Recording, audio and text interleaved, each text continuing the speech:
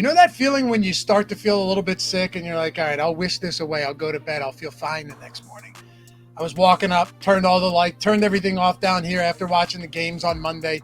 Feel the sore throat, and I'm like, here it comes. Seasons are changing in the Northeast. Hits me every year. We're going to be all right, though. I'm going to talk for a while right now, but we're going to be all right. And plus, I eat a ton of blueberries. I'm thoroughly convinced that keeps me healthy for the most part. I don't need your logic in the comments telling me I'm wrong.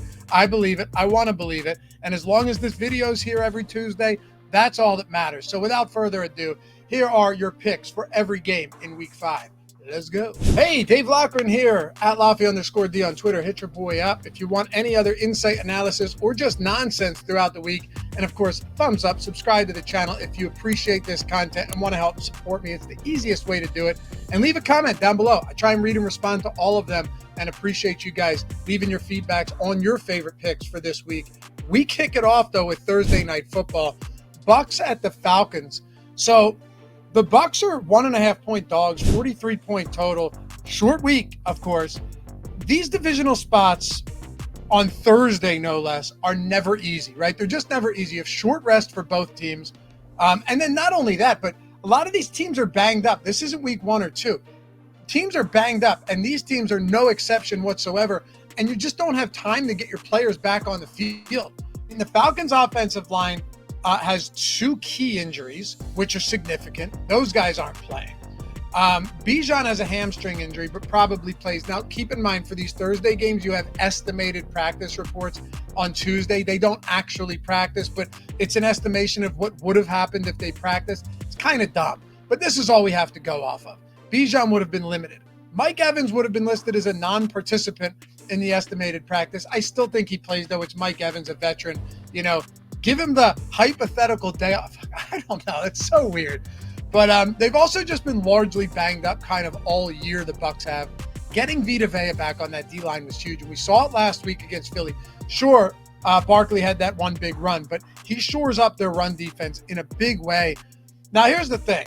I'll have an entire video on this for sure. I do every Thursday and every Monday, and we'll dig more into it when we have more information, particularly with the prop market. But I'd lean Falcons -1.5 as a short home favorite on a short week. I know the trend has flipped where like the home favorites on Thursday haven't been as profitable, but there was a stretch there where they were like 17-2. I still like them here. It's a tough game. I'd lean under 43.5 as well. Like I said, these teams know each other well. Short rest, a lot of injuries, banged up offensive line for the Falcons. Could be some trouble there. But the one spot I like the most is Chris Godwin. Over 6.5 receptions. We get it at plus money on FanDuel, +114.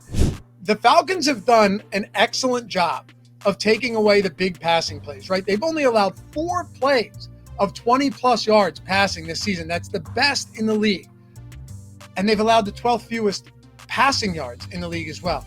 But they've coughed up a lot of production to slot receivers.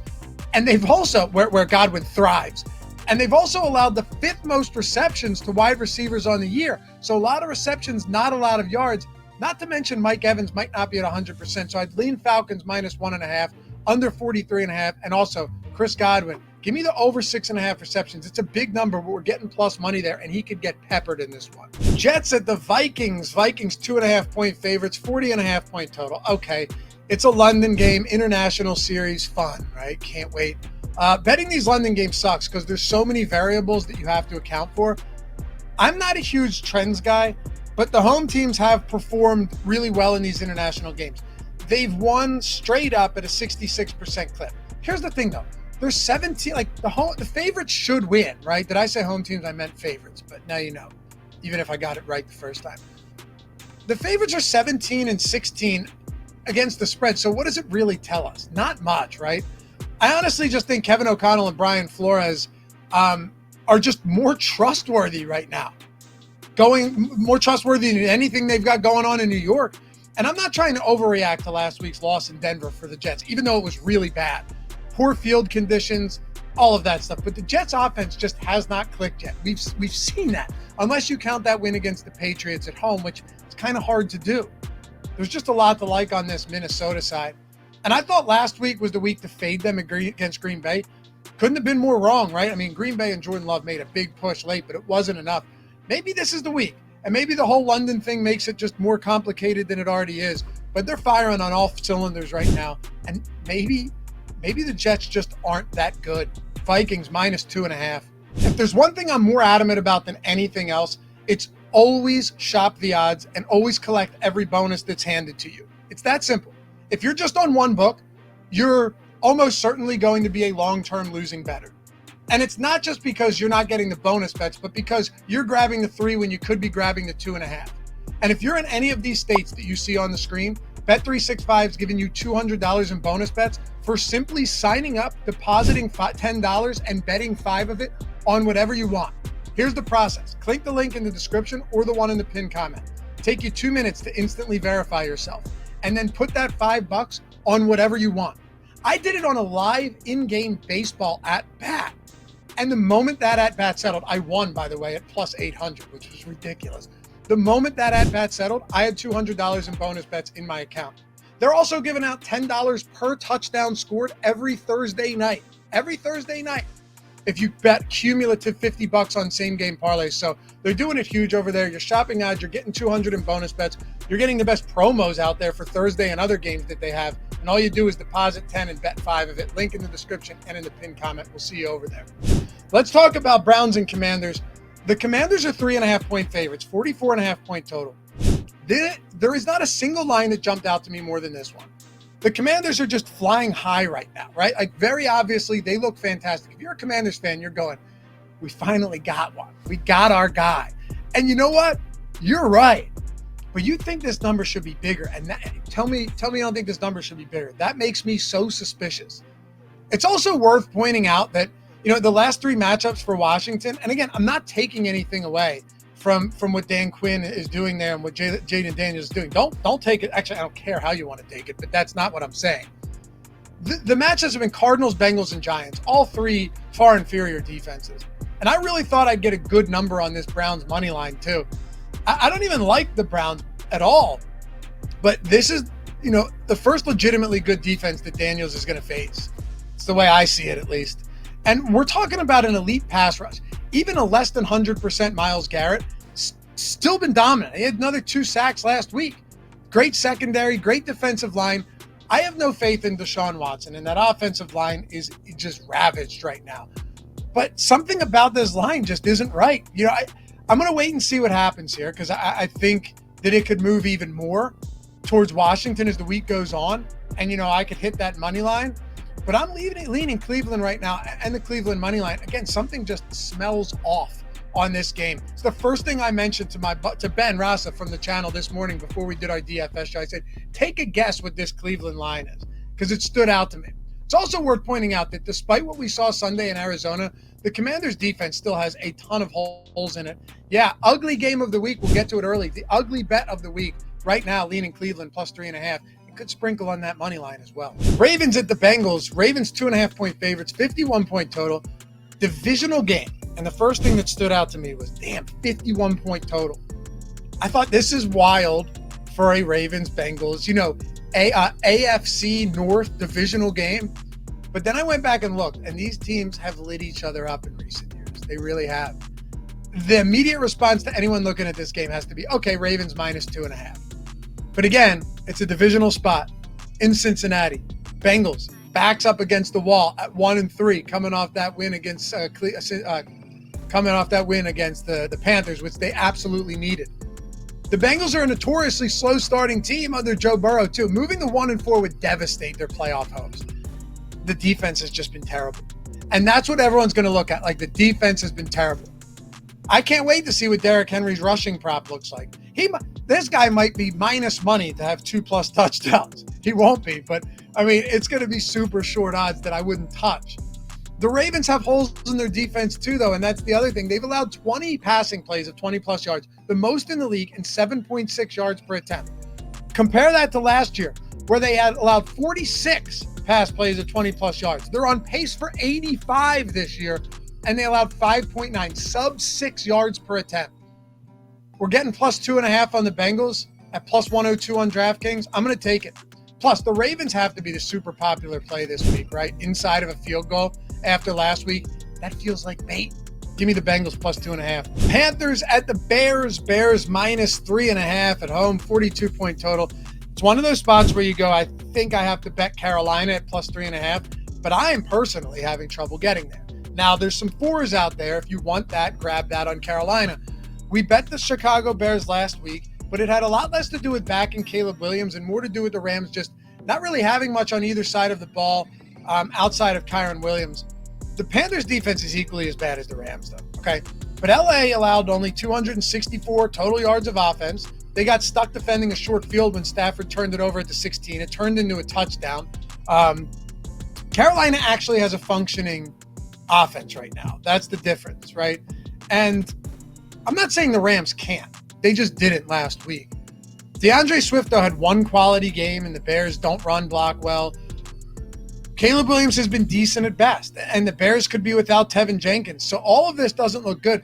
But here's the problem. Okay, so the Panthers just lost Shaq Thompson. They just lost Josie Jewell. Not like that's a huge deal, but that's 2 starting linebackers. And this was already a bad defense. And the defense for the Bears hasn't been the problem, particularly that pass defense in the secondary. So after all of this, my lean is going to be Bears minus 3.5. I know it's hard to go, give me the rookie quarterback who hasn't looked great at 3.5-point favorite. But I think this is the spot where this Carolina Andy Dalton-led offense stalls out and the Bears just kind of grind them down in Chicago. Bills at the Texans. Texans, 1-point home dogs, 47-point total. This feels like one of those spots where you just have to bet Josh Allen. I'm not saying you have to. Matter of fact, where are you guys out in this game? Because I think it's the toughest one of the week. Really does. Feels like a true the most toss-up worthy football game you could get. And maybe that's just because Houston doesn't seem right this year. Josh Allen's coming off a big loss, but prior to that Sunday night loss to Baltimore, they'd scored 30-plus points in every week, crushed Miami, crushed Jacksonville, big come-from-behind win against Arizona. It's basically a pick-em, and Allen's coming off a big loss. The Texans barely eked out a win against the Jags, who were, just absolutely dragging coming into week 4. You have an amazing guy in Nico Collins. You have Stephon Diggs. You might have Joe Mixon back and Tank Dell. They have plenty of weapons. But it just feels like this is one of those games that I can't wrap my head around because both of these teams are good, and both of these teams have had question marks. The pass catchers for Buffalo, all of these questions come into play. I'm leaning Bills money line at minus 115 here with Josh Allen bouncing back. But I think this is going to be an awesome competitive game. It's as much of a toss-up as you can get. Colts at Jags. Jags 3-point favorites. How about that? 46-point total. The 0-4 Jags, 3-point favorites at home. I get it. I could definitely see Jacksonville winning this game after going 0-4 to start the year. But I just don't want to lay a field goal on them. It feels like even if Jacksonville wins this game, they'd be locked into a dogfight.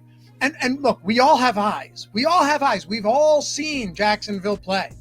The only thing here is that I'd rather have Joe Flacco over Anthony Richardson if I'm betting the Colts. I just think he's better for this offense right now. Not say he will be long-term, but I think right now he is, especially because the Colts have excellent offensive line, excellent blocking. And Jonathan Taylor's, his status matters a little less to me, but he's got an ankle sprain. The Jags just don't have a quality pass rush, and they've been lit up in the passing game too. The only redeeming aspect is that they're truly desperate for a win here, and this is another tough spot. A lot of tough games this week. Let me know in the comments where you stand on these games, because there are a lot of tough games. It's so easy to be like, okay, give me the Colts +3 or give me the Jags -3, and you could make a reason up for that. But at the same time, you'd have a lot of explaining to do as well. The more I look at this, I think that the easier the answer becomes. I'm going over 46. We've been picking on these defenses all year. Last week, we did the same thing.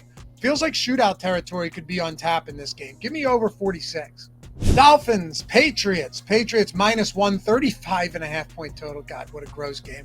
I have zero faith in either team here. Say what you want, but Mike McDaniel hasn't been able to figure anything out. I get it. The intricate offense. I know the eye candy, the motion.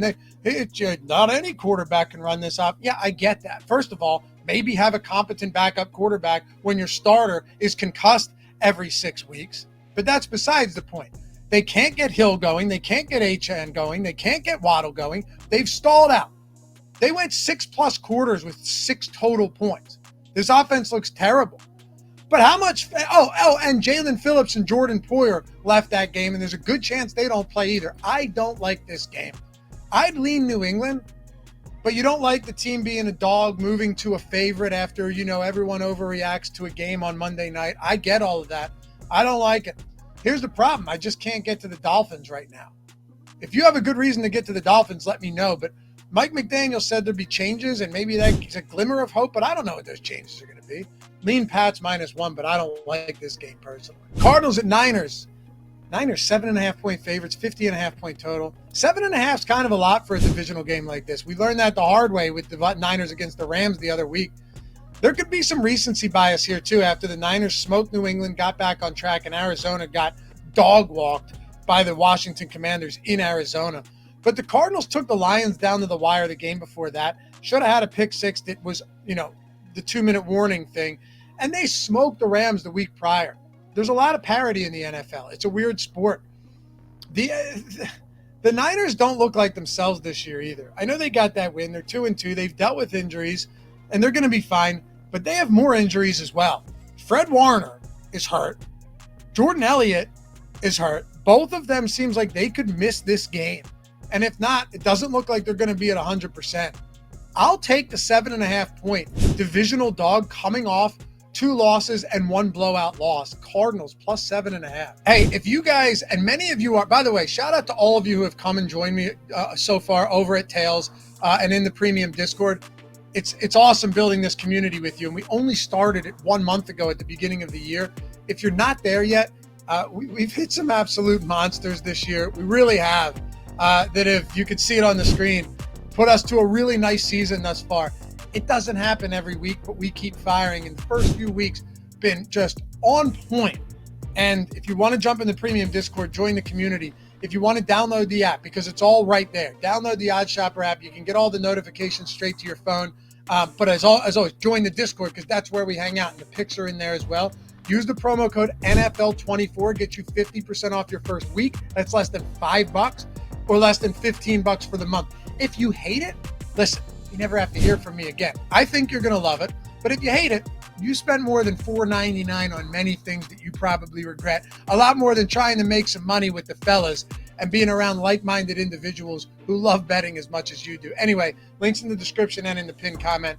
As I said, less than $5 or $15 week or the month, NFL24 promo code. And say hi in Discord. Don't forget to do that. I want to say what's up and know that you're there. All right, next game, Raiders at Broncos.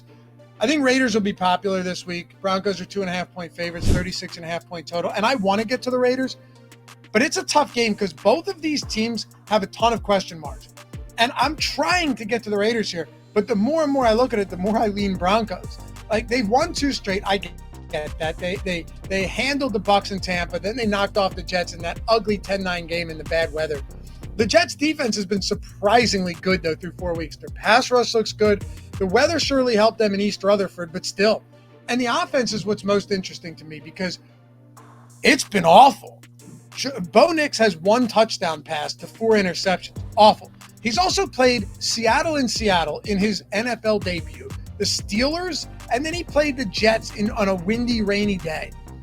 The Raiders' pass rush is absent right now. Existent. And even if Max Crosby, who's an Iron Man, plays, he clearly hasn't been himself with those lower body injuries at all. They're 25th in DVOA, the Raiders defense, defensive DVOA. The Broncos are 5th. And I'm not convinced Devontae Adams plays another snap for the Raiders.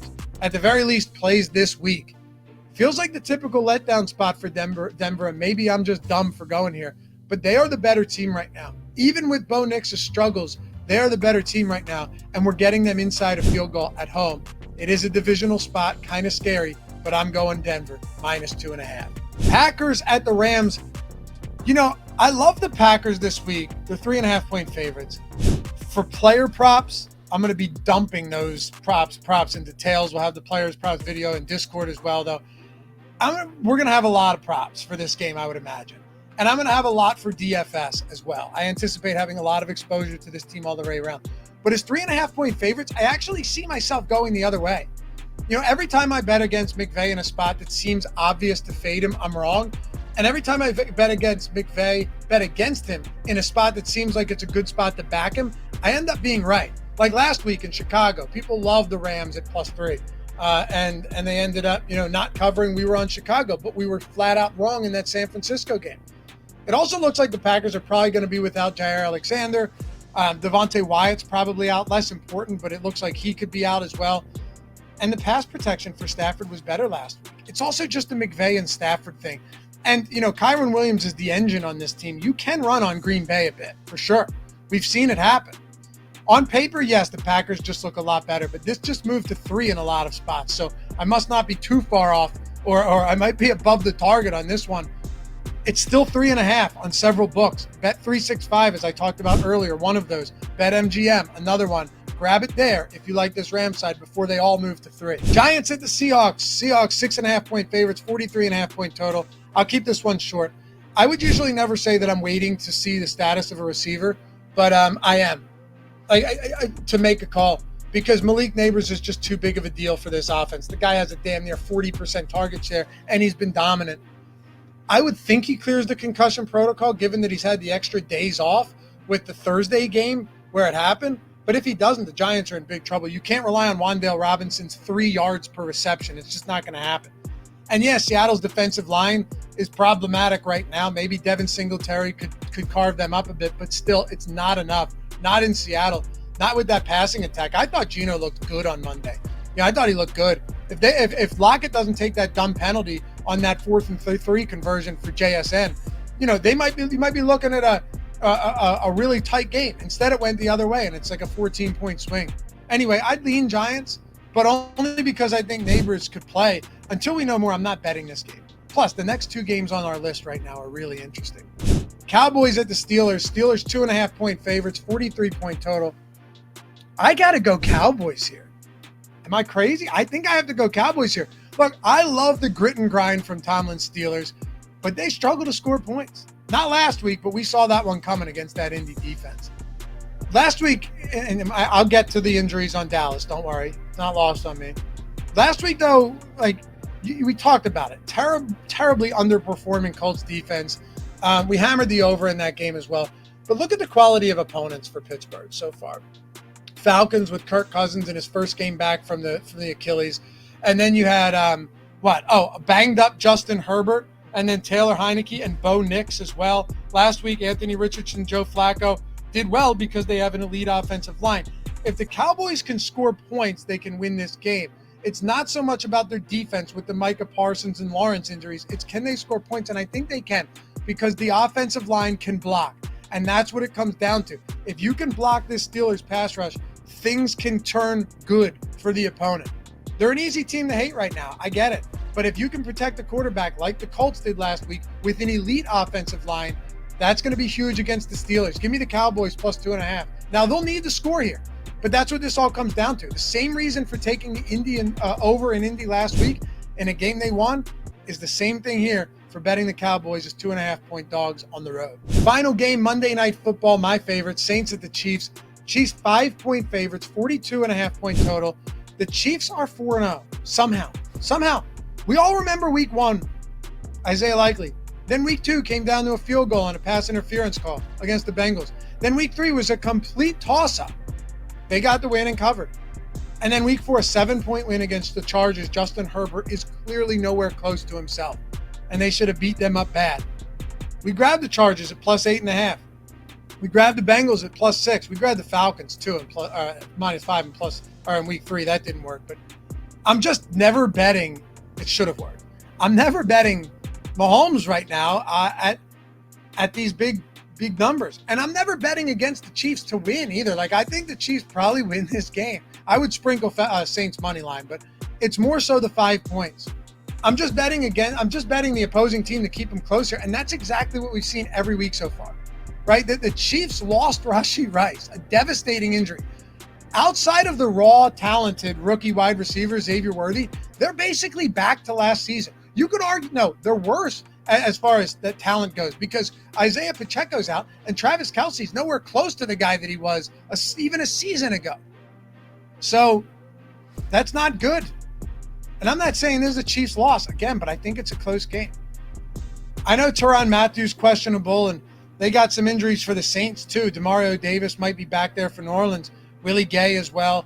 So maybe we wait on this one, but I don't think so. I think this keeps moving. I want to grab it now. I like the Saints +5. Appreciate you guys hanging out as always. I know it's a long video, but I try and give you as much information and analysis as I can for every single game. We'll see you back here for the next one. Remember, hit that thumbs up and subscribe on the way out. Peace.